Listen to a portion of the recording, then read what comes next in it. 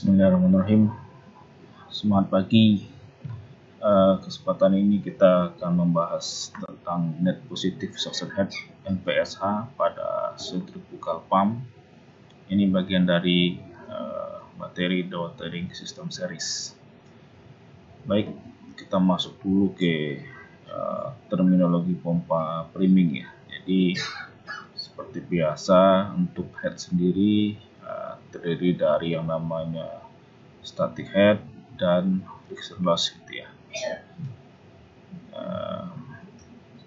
Sementara itu ada yang namanya suction head atau suction lift system gitu ya, dimana kita tahu bahwa untuk pompa sentrifugal ini yang diposisikan di sump butuh usaha atau priming system sehingga airnya bisa naik ke pompa yang berada di atas dari sumpnya gitu ya. Kira-kira seperti itu. Nah, kalau kita pelajari basicnya ya, kenapa air bisa naik ke pompa ya, sementara posisi pompanya lebih tinggi dibandingkan dengan posisi suctionnya ya. Kita kembali lagi ke pelajaran basic terkait tekanan atmosfer ya. Jadi ketika kita bicara teori suction lift ya, kalau suction lift itu usaha kita ya, bagaimana caranya menaikkan air yang di sump ini bisa masuk ke suctionnya pompa gitu ya. Nah, satuannya menggunakan meter head seperti itu. Nah, kalau kita kembali ke penjelasan di slide ini, tekanan atmosfer itu ada sekitar 14,7 psi di alam gitu ya. Nah, atau kalau kita konversikan itu kita kasih 1 psi di tabung U, maka akan terjadi kenaikan air ini sebesar 0,704 meter ya. Artinya 1 psi bisa kita konversikan menjadi pergerakan fluida ini sebesar 0,74 meter. Artinya kalau di alam itu tersedia ya di tekanan atmosfer 14,7 psi, artinya suction liftnya maksimalnya bisa capai 1035 meter head. Artinya kemampuan untuk menaikkan air itu maksimal di 10,35 ya, pressure yang tersedia di alam kalau dikonversi jadi meter head. Oke.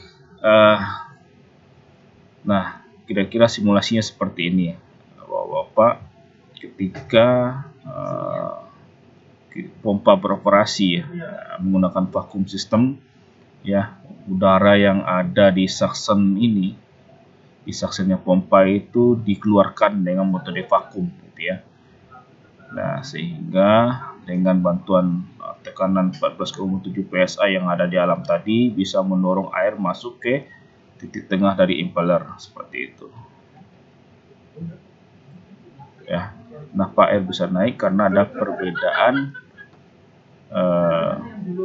tekanan udara ya, antara yang di atmosfer dengan yang di ruang hisap atau di suctionnya pompa ini, karena efek dari vakum system yang sudah kita lakukan gitu ya. Nah, jadi 1035 meter tadi ya, itu adalah maksimum suction head yang tersedia ya dari tekanan atmosfer tadi. Yang perlu kita pahami adalah 1035 itu adalah total suction head-nya ya. Sementara untuk suction head sendiri dipengaruhi oleh 4 faktor ya sebagai berikut. Nah, yang pertama adalah vertical head, yaitu jarak atau ketinggian dari permukaan air ke titik tengah impeller. Kemudian friction loss adalah gesekan ya yang melewati strainer, suction hose, priming tank sampai masuk ke pompa gitu ya. Kemudian vapor pressure, jadi semakin besar vapor pressure maka pengurang dari suction liftnya juga akan semakin besar. Nah, total suction liftnya 10,35 meter ini dikurangi dengan parameter vertical head, friction loss, dan vapor pressure, makanya itu adalah nilai dari sisanya adalah nilai NPSHA. Jadi 1035 yang tersedia di alam dikurang vertical head, dikurang friction loss, dikurang vapor pressure, sisanya adalah NPSHA, yaitu net positive suction head. Nah, yaitu adalah tekanan tersisa setelah tekanan struktur dikurangi 3 variabel yang tadi ya. Oke, kita lanjutkan. Nah, kalau untuk proses priming sendiri ya, kalau di pompa sentrifugal kira-kira seperti ini. Jadi engine running, kemudian dikopel langsung ke pompa, kemudian ada vacuum pump, ya, pulinya dikonek ke puli subnya pompa. Ketika pompa running, otomatis vacuum pumpnya juga ikut running, mengosongkan udara yang ada di vacuum tank dan suction house gitu ya, sampai airnya naik. Jadi ada dua probe di situ, ada vacuum priming probe sama vacuum. Nah, seperti itu kira-kira. Ketika airnya sudah naik, maka vacuumnya menginfokan ke controller untuk matikan atau mendisenject clutch yang ada di vacuum pump ini ya, sehingga vacuum pumpnya tidak bekerja seperti itu. Ya, sama halnya konsep yang di ini ya, di AC mobil seperti itu. Ada magnetic clutch-nya di situ. Nah, kira-kira seperti itu ya proses air naik ya di pompa sentrifugal. Oke, kita kembali lagi ke yang tadi. Kita tahu bahwa NPSHA ini dibutuhkan ya untuk memaksa air menuju impeller ya.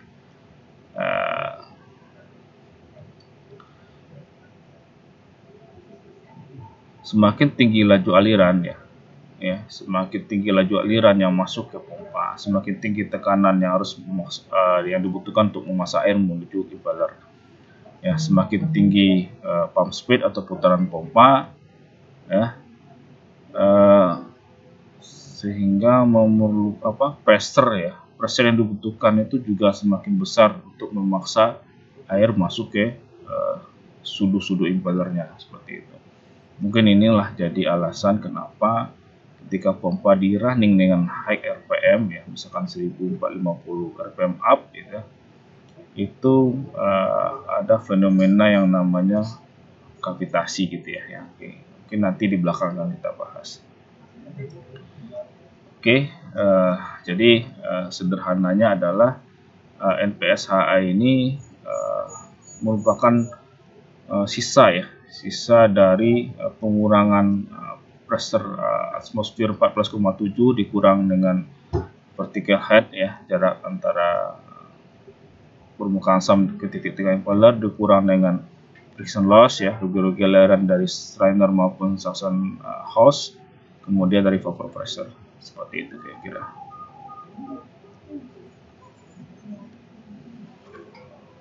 Nah, NPSH ya, net positive suction head itu dibagi atas dua. Yang pertama adalah NPSHA, not positive suction head available. Nah, yang kedua adalah NPSHR, net positive suction head record. Nah, bedanya apa? Kalau NPSHR itu adalah nilai atau tekanan yang dibutuhkan oleh pompa untuk mendorong air. Jadi yang dibutuhkan oleh pompa untuk mendorong air untuk masuk ke dalam impeller ya, seiring dengan kenaikan kecepatan putar impeller tadi. Nah, untuk NPSHR itu tidak dapat dihitung ya, karena sudah menjadi standar dari pabrikan gitu ya. Jadi masing-masing pompa itu dalam performance curve-nya sudah mencantumkan nilai NPSHR-nya. Nanti di belakang kita bahas. Nah, untuk NPSHA apa itu? Adalah tekanan yang tersedia gitu ya. Ya. yang dibutuhkan oleh si pompa supaya air bisa kedorong masuk ke sisi impeller gitu ya. Nah, nilainya ini dapat dihitung gitu ya.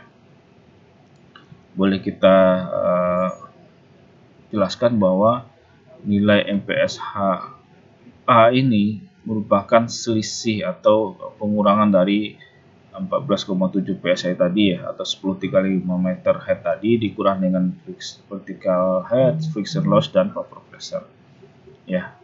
Nah, nilai MPSHA itu harus lebih besar daripada MPSHR ya. Nah, batasannya minimal 3% gitu ya.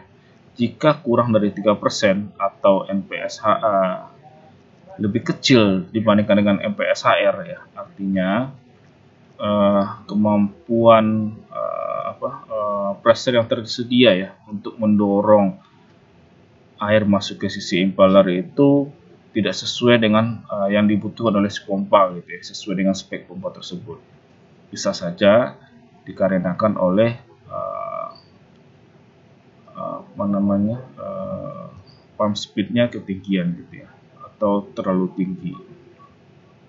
Jadi kalau kita lihat di performance curve, semakin besar flow ya, debit, dan semakin tinggi RPM pump speed itu akan meningkatkan nilai NPSHR.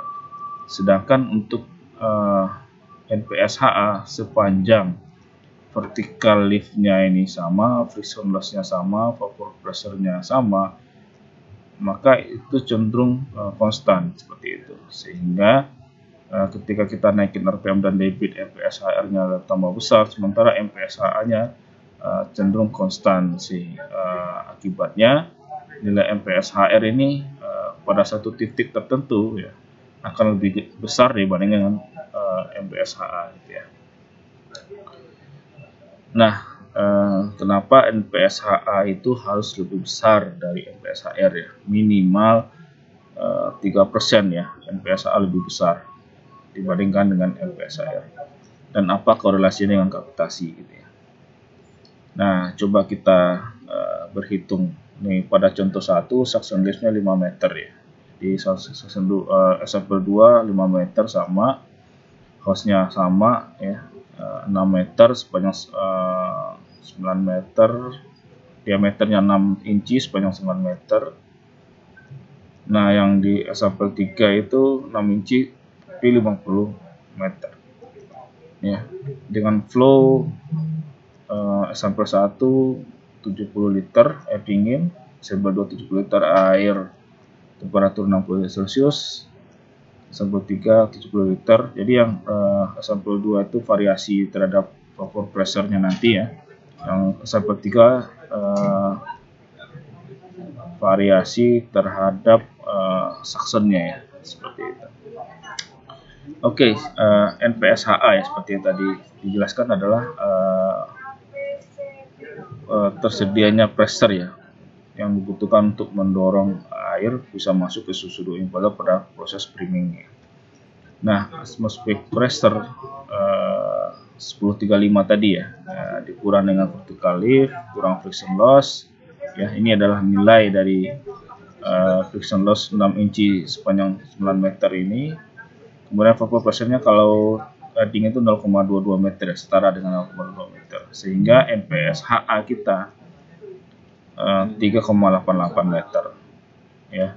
Sedangkan MPSHR di kurva ya, ini bisa dilihat di kurva pada 70 liter per second itu adalah 3,75, artinya MPSHA kita 3,88 itu lebih besar daripada MPSHR. Artinya pompa bisa beroperasi dengan normal. Oke. Kemudian kita lihat contoh 2. Untuk vertical lift-nya 5 meter. Yang variasi di sini adalah vapor pressure ya. Ketika kita bekerja pada temperatur air 60 derajat Celcius itu setara dengan, kalau dikonversinya jadi 1,73. Artinya sisanya atau MPSH-nya hanya 2,37, sedangkan MPSHR pada 70 liter per sekon itu adalah 375. Artinya tidak sesuai gitu ya. Maksudnya kalau dipaksakan maka akan berpotensi terjadinya kavitasi seperti itu ya. Nah, solusinya gimana? Adalah dengan mereduksi vertical lift. Misalkan kita jarak dari permukaan SAM ke pompanya kita turunin jadi 2,3 meter ya. Sehingga MPSH-nya jadinya 3,9 masih masuk. Nah, kasus yang ketiga, ketika variasi ya suction-nya di suction hose-nya diperpanjang jadi 50 meter. Itu kalau kita konversikan jadi meter head jadinya 4,36 gitu ya. Nah, kalau dia 9 meter tadi kan 1,25. Kalau 50 meter itu hambatan dalam pipanya adalah 4,36. Artinya kalau kita kalkulasikan ternyata MPSH-nya hanya sisa 0,77 meter gitu ya. Sehingga perbandingannya tidak masuk ya, antara MPSHR dengan MPSHA. Nah, solusinya gimana? Solusinya adalah friction loss-nya kita kurangin seperti itu ya. Ya, caranya gimana ya? Hose suction-nya kita reduksi seperti itu. Hose suction-nya kita reduksi.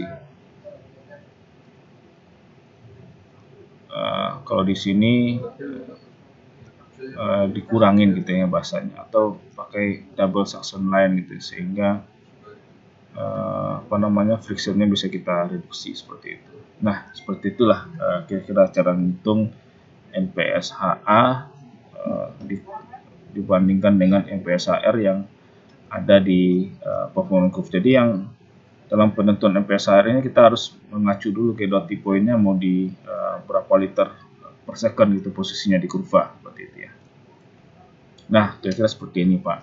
Jadi yang perlu kita tentukan adalah dati point-nya nanti kita akan mengoperasikan unit ini di RPM pump speed berapa, kemudian dapat liter per second debitnya di berapa. Nah, itulah jadi patokan dari MPSHR-nya record ya. Jadi ada kalau di kurvanya multiflow ini yang dilingkari warna orange ya, ada 2 meter, 3 meter, 4 meter, 5 meter, 7 meter. Jadi seperti yang kita sampaikan tadi ya, konsep di awal, semakin tinggi pump speed-nya ya, semakin besar flow-nya, otomatis itu akan membutuhkan ya pressure yang lebih besar untuk mendorong air masuk ke sisi impeller gitu ya.